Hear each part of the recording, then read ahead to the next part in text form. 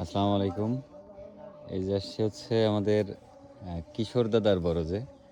এখানে হচ্ছে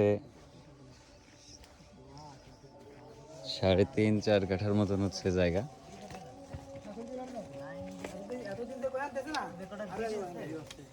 এই যে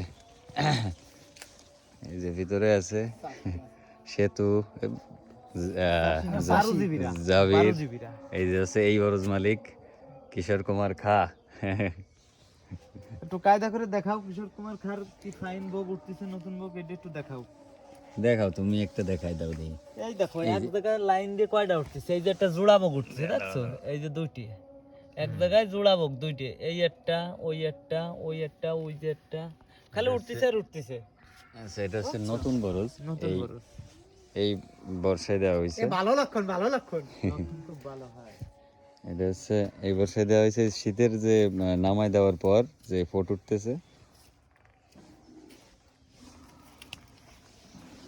ভাদ্রে পাট নামানোর পরে দেখেন আজকে হচ্ছে এই বরজ থেকে পান ভাঙা হয়েছে, এই জন্য একটু ফাঁকা ফাঁকাও লাগতেছে। চলো তাই আমাদের একটু বলি খেলি কেন। চলো, আল্লাহ হাফেজ।